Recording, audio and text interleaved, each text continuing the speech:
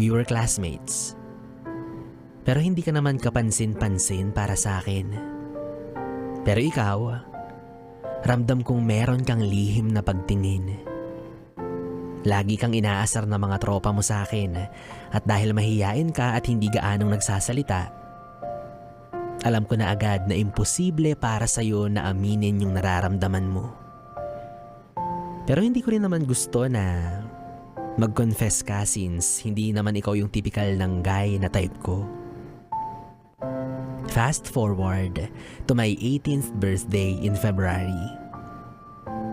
Just like other classmates, invited ka.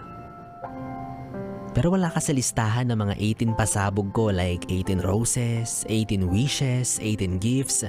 Simpleng bisita ka lang kumbaga. But since may iilan sa mga 18 roses ko na hindi nakapunta,